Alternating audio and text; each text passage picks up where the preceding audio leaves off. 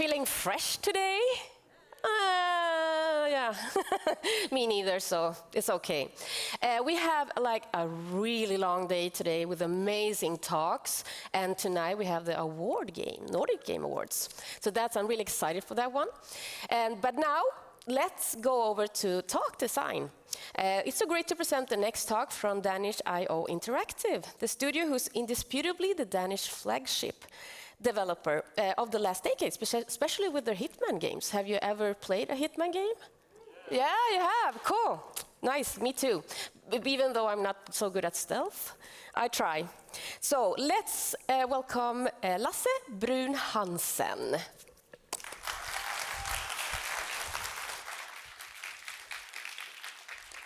Thanks, everyone.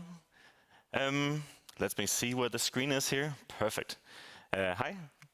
Thank you for joining this talk on using curiosity and iterations to craft the HITMAN Trilogy. My name is Lasse Brun Hansen. I'm a principal game designer at IO Interactive. Here's a brief overview of the next 30 minutes in here.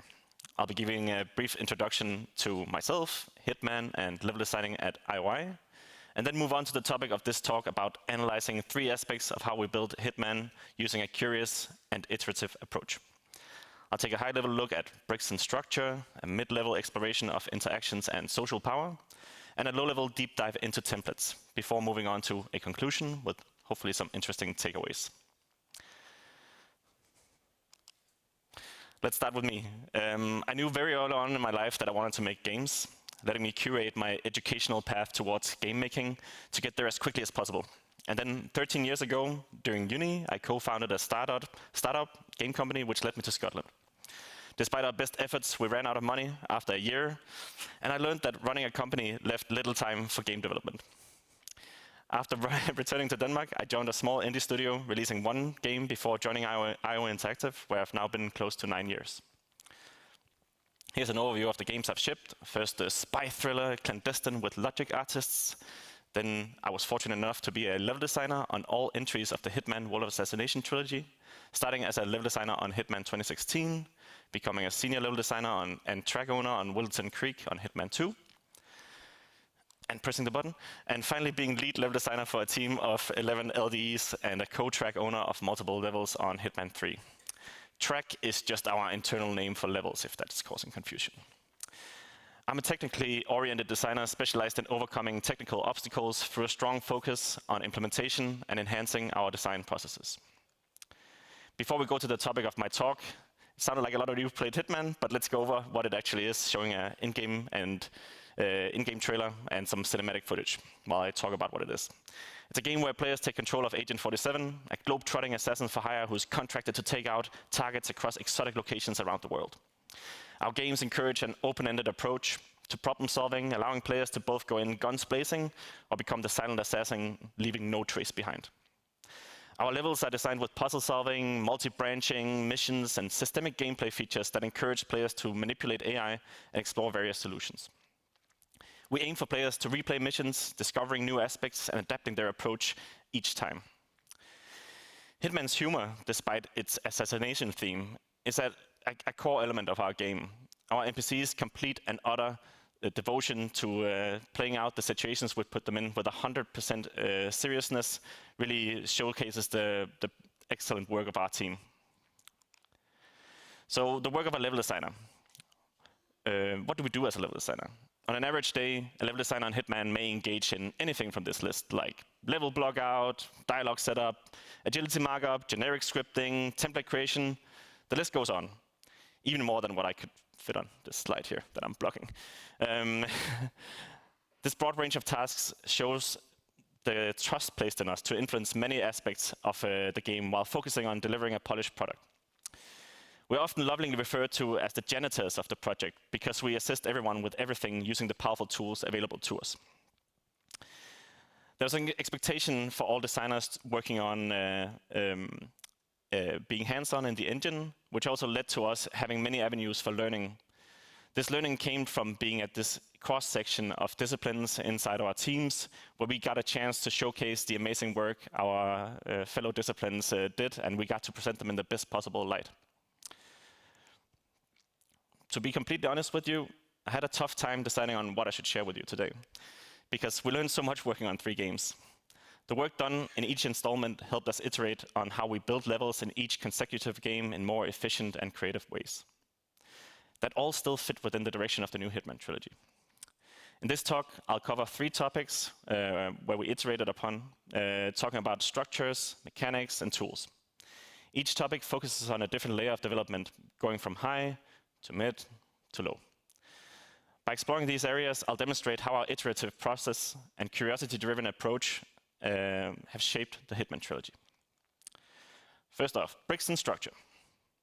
Inside Glacier 2, our proprietary engine at IOI, one of our mottos is, everything is an entity.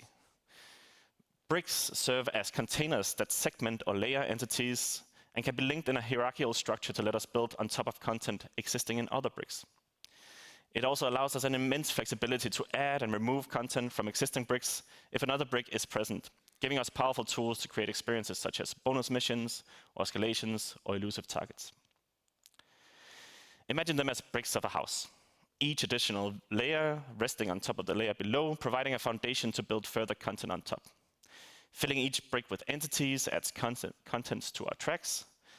At the same time, bricks placed on top of other bricks have the functionality to influence the bricks below them. And if you do this enough times and you fill all your bricks with entities, you have a sparkly new level. So initially in HITMAN 2016, our use of bricks was a bit chaotic, leading to a lot of complexity as we had not yet found the right way of using them. As an example, here are the bricks in Sapienza from our graph view. Each block in this graph represents a brick. That's a lot of bricks. An additional effect of this disorderly approach was that we had not yet established the best conventions for how to structure our graph views for scripting. For example, this was the entity scripting graph for one of our targets in Paris, Viktor Novikov. It's easy to understand how it was a bit daunting coming from another level with a different way of structuring the graph and then arriving to see this. The thought process here was that if we wanted to embrace the live nature of the world of assassination, shouldn't we ensure that every single setup and every single physical space should exist in a brick? And then in turn, that would allow us to swap it in and out of the level based on the live content we so dearly wanted to make. Should the bathroom on the ground floor on the east wing of the mansion in Sapienza be its own brick in case we wanted to swap that entire room for an elusive target? Should every room in every house be bricked? Should every group of NPCs in different areas be bricked? Maybe. We didn't know yet. So if you look at the top-down map of just the first floor of the mansion in Sapienza, you might compartmentalize our physical rooms into bricks like this. This setup might have worked, but would have also required a depth of technical knowledge, creative foresight, and high upkeep. Should we require all level designers to be equally technically knowledgeable about all aspects of constructing levels as complex as what you find in HITMAN? No, we decided. So instead, I and a few other technically inclined designers came together as a group to break down what our levels actually consisted of and how we could simplify our brick setups. So I had worked on all 6 HITMAN levels at this time. This made me aware of how differently each level was built based on who worked on it. An analogy could be made that all of us were writing in the same language with the same alphabet when working on a level, but with large differences in sentence structure, phrasing, and even handwriting from each track lead was apparent in the way the scripting had been done on each level. Coming back to the motto from G2, everything is an entity, meaning all content disciplines use the same interface with the same language in the same editor to create what ends up in the game. A consequence and potential benefit of this is also that if there are pain points in how we work with and structure our game, then more than one discipline may be affected. I had noticed that other content disciplines like environment art, sound, and VFX had similar challenges in maintaining a coherent way of implementing across different levels. All of this had added a layer of complexity to traveling from one level to another that we were looking to get rid of. On the other hand, the freeform tools allowed for an incredible amount of creativity, unique to each level that we wanted to maintain. We concluded that if we lessened the friction in moving from one level to another, we could harness the full benefits of our tools and perhaps give more developers a chance at seeing how setups like this was made. And yes, there was an explosive golf ball I just placed in his bucket. Hear that? We'll find out what that was. Ouch. we ended up defining the concrete layers of content, which were present on all Hitman levels, that then determined what bricks were needed. First off, our scenario brick. What location are we at in the world? How does it look? What are the physical properties of the space? What events are taking place at the level? Which characters are present while the player is at the location? Scenario bricks are by far our most dense brick based on these requirements. Then the mission brick. What's the objective of the current contract the player is engaged in? Are there any additional constraints or challenges for the current objective? And then the last four here probably being self-explanatory. A brick each to store outfit data and some to store sound definition data, and then 2 bricks to help us do adjustments when playing on different difficulties. Our efforts in this talk is on the scenario and mission bricks. Having done this cleanup, let's return to the brick view from Sapienza. So that's a lot. This is how the brick graph looked when using the old disorderly brick structure. And this is how that looked after the restructure across all tracks. We also added a few more global data-related bricks that content disciplines did not really have to worry about. Similarly, that also changed the way we structured scripting in our entity graph, from looking like this to being much closer to each other in Hitman 2 and 3, like this, and this, and this. We created more familiar surroundings for designers seeing a setup for the first time, while still encouraging designers to use all the tools available for them that crafted the creative setups from Hitman 2016. Going back to the bricks and the effect the cleanup had here, if we can look at the Sapienza mansion first floor, using this approach, we would go from this to this. These bricks exist in parallel, unrelated to physical space, but still encompassing all entities in a level. This breakdown had given us the insight that layering content based on their categorized purpose could simplify our brick structure, while still allowing us the convenience of implementing override changes to bricks lower in the hierarchy of bricks. So how do we practically implement this? That's quite technical. Once we had analyzed the base brick setup needed to store all content for a track, I went to work with our backbone department in building a scene recipe tool. The idea would be that this tool would include the ingredients, our track components, needed to make a certain dish, a track, from a book of recipes. Our goals were to remove the complexity we had identified in each track, make the transition between tracks for any content discipline as frictionless as possible, give the team confidence in the familiar structure across levels, and foster creativity by letting the team be curious about other levels' setups. Here's an uncut video showing the tool in action. When a dish got made using this tool, all the preliminary setup needed for a Hitman track to exist was automated. What would previously take a technical level designer a minimum of a day to get working was now ready in seconds for any designer to start working on. It could instantly be started, a dummy target could be killed, the mission could be completed, and players could exit the level. All the track team had to do after this was to add cool stuff across all levels for Hitman 2 and Hitman 3. Easy, right? But ironically, a few features of this tool have actually broken down since I last used it for the level, like me manually having to build nav mesh and AI reasoning grid now for this video. But once that's done, we can start the level. Like this. So now you have a real Hitman level here, and all I need to do is just complete my objective. You gotta be weird. Again, that comedic timing. Lots of explosions in this presentation, I'm noticing. I don't know why. But I also like to point out where we didn't necessarily succeed. The limitation with this tool was its requirement to be used for the inception, at the inception of a track. So we wouldn't really work once a track had been started. This also meant that it couldn't really be used for levels like Miami, which were started before we got this tool fully made.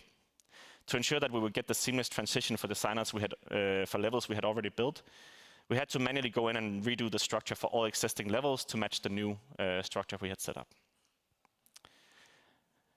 Now that we've outlined the structure for content in our bricks, let's deep dive into a mechanic using that content, interactions, and the social power of outfits. So I had a chance to work on the massage mission story in the Marrakesh level. I'll let the Victory Lab part of the opportunity run in the background while I talk over this experience.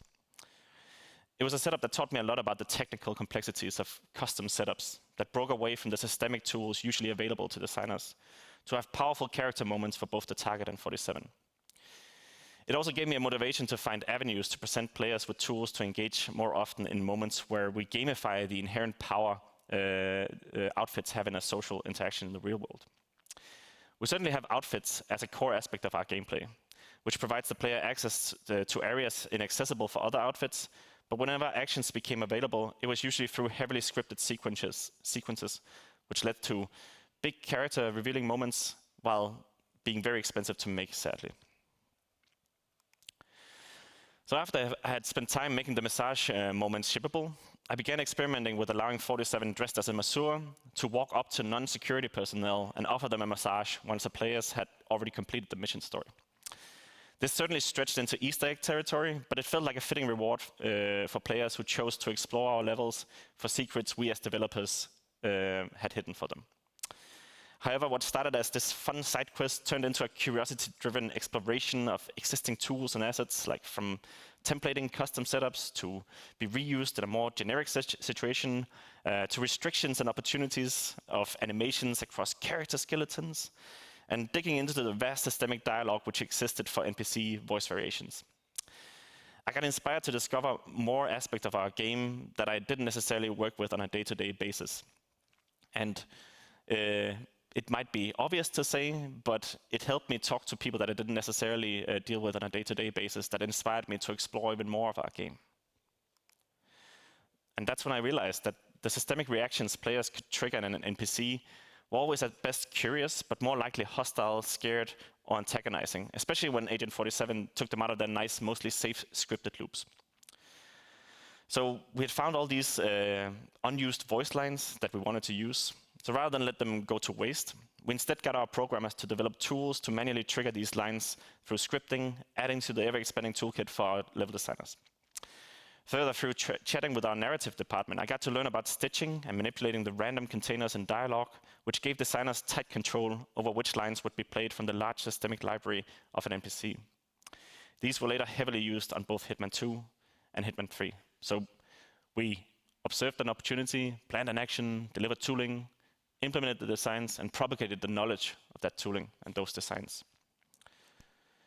So this is how it looks in-game. First, a bit of dialogue stitched together from already recorded voice lines, and then a bit more character exposition that would lead to the same gameplay moments as with the main target. Connie Engstrom, Monsieur, come.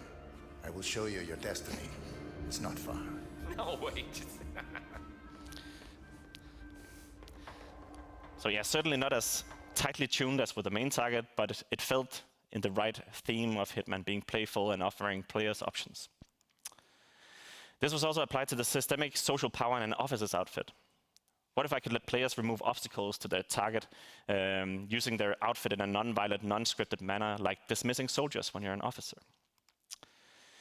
In many ways, Hitman is only as hard as you make it. Our AI is there for you to manipulate, and it felt fair to give players the tools to do so in a non-violent manner, like dismissing characters away from their scripted patrol routes, in a similar way to having lured an unsuspecting victim to an isolated corner with the impact sound of a standard item like a coin. Pushing interactions and social power was something that developed during Marrakesh, but needed time to perfect. Marrakesh still had some bespoke scripting to ensure that dismissed characters had a spot to walk to when dismissed, for example. So for Hitman 2, I became the track owner on Wilton Creek, our nice little suburban US-based level. There was an extremely tight timeline to create this track, while we as a team also had an obligation to deliver a memorable experience to players on par with the rest of our tracks. Our approach to dealing with this time pressure was to maximize interactions within a modular environment. One of our most well-received examples of this became the real-time mission story that you might be familiar with. In many ways, it resembled the massage mission story from Marrakesh, but it harnessed an opportunity that had presented itself on the map, where we were deciding which homes should be accessible in the level. It was clear that the timeline given that we could not make all homes playable. We'd begun adapting a strong modular mindset when it came to the environmental art implementation for Hitman 2. And that made it very fast to build geometry, but we just didn't have the bandwidth to add deep, layered gameplay in as many houses as existed on the map.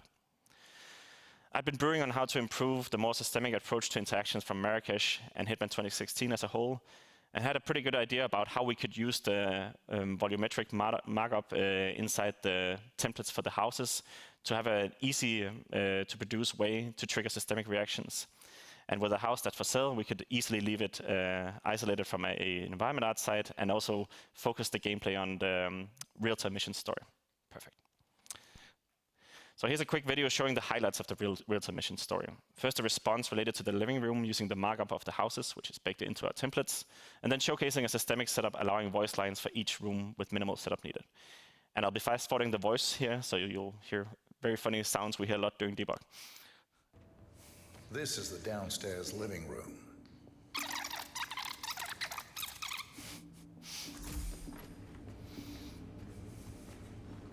This is the downstairs bathroom.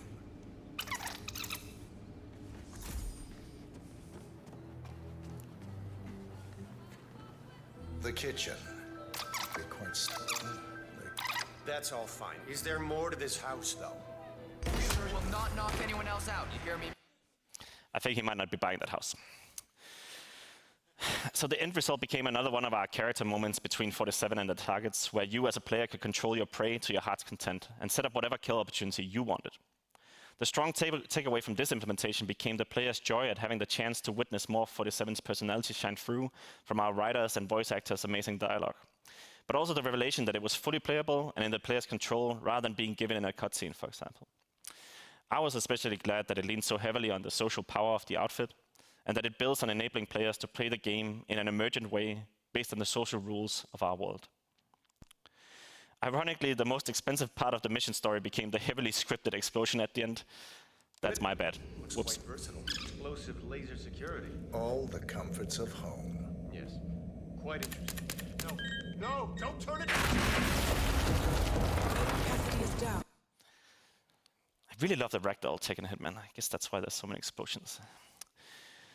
The team took this approach to outfits and social power further in Hitman 3. Creating the detective role in Dartmoor was another leap altogether, providing the player with mechanics to complete the level, dressed as a detective, successfully solving a whodunit murder mystery with deep interactions, interesting dialogue, and a great iteration on our intel system.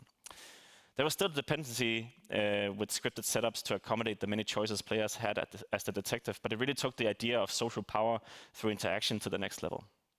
And despite iterating on the power fantasy in outfits, I think there's room to let our curiosity guide us even further in the future.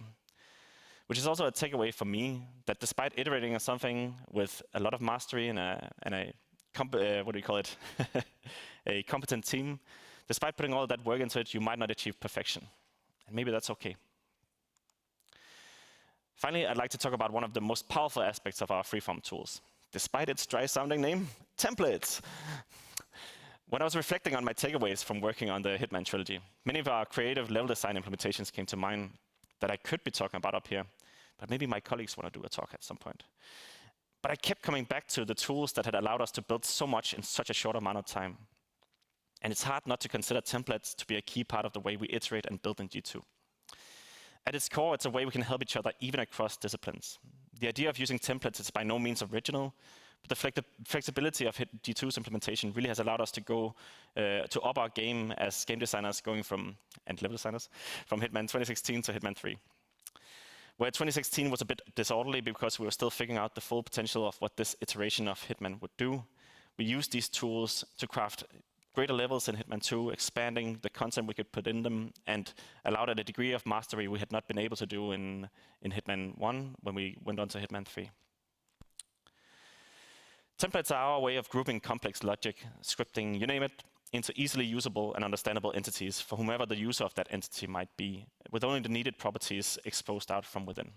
When I talk about users, I talk about other designers, VFX artists, sound designers, environment artists. Here's a brief overview of how a template could look, with very few exposed properties on the right. I then expand the template to take a look inside.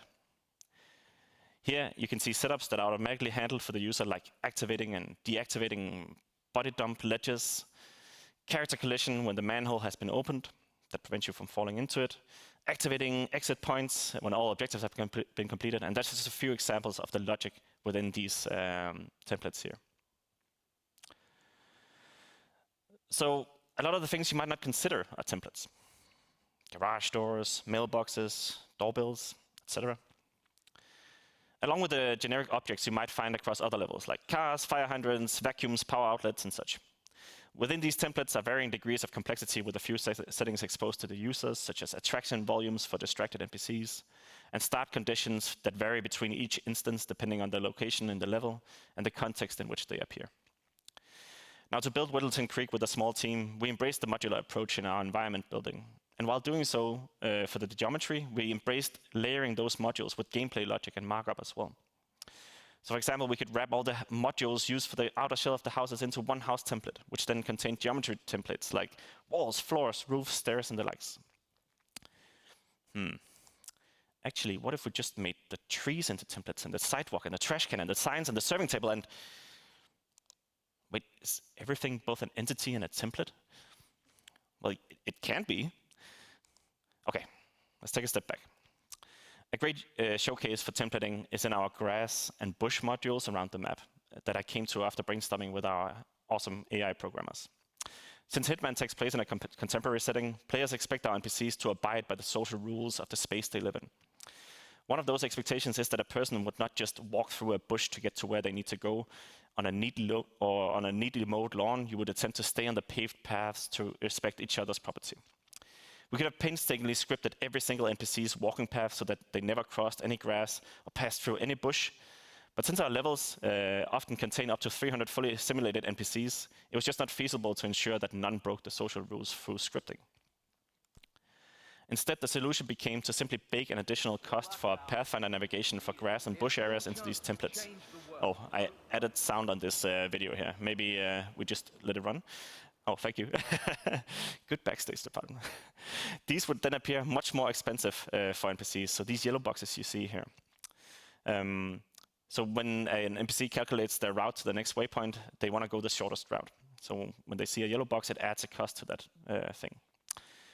So you can see no manual markup was needed on a level layer here, as all these setups had been done through templates. So whenever a patch of grass was added, along came the AI setup as well. This gave a nice variation to the pathing dependencies on the NPCs, where some NPCs would choose to slightly cross the corners of a patch of grass along a sidewalk turn, like you'd often see in real life, without any additional setup needed for designers. In theory, there are no limits to how many layers of templates we can work with in order to inherit behavior from templates deep within other templates. Template-simpson. For example, here's the hierarchy of one of our doors from Whittleton Creek, leading to be able to trigger and investigate curious behavior from NPCs under specific conditions. You don't really need to worry about this as a designer that uses it in a level, but at each layer, a designer has created complex behavior, but only exposed the needed information to the next layer to allow it to be used across multiple situations. It also highlights that templates can store any type of entity, not only related to modules in the world. And I can keep diving in here, but let's move on. Templating as a concept gives everyone on the team a tool to harness the power of repeating patterns that saves time and enables rich and engaging gameplay to be created at a low cost. It then becomes available for everyone to use with a simpler interface, improving our workflow tremendously. I think templating really embraced our curious and iterative approach to developing games where cross-disciplinary collaboration shines. I think it was a great place to be as a game developer on the HITMAN Trilogy. Okay, almost there. And I think I'm all out of explosions. Like Agent 47, I got to travel the world, well, digitally at least, while creating the world of Assassination. But more importantly, we as level designers went on a journey of curious discovery and iteration to craft the HITMAN Trilogy. By analyzing and iterating on our tools and processes, we created larger and deeper levels. The insights gained from each game helped us build the next one more efficiently. We hit new quality targets for our team and for our players by being bold and curious, even when that didn't guarantee perfection. So the main takeaway I would like to leave you with is to not forget to look outside of your own discipline for inspiration and approach development with curiosity. When you're curious about the people around you and the work they do, you will definitely grow personally, but you might also inspire others to do the same. And who knows what sort of wonderful things might come from that. Thank you.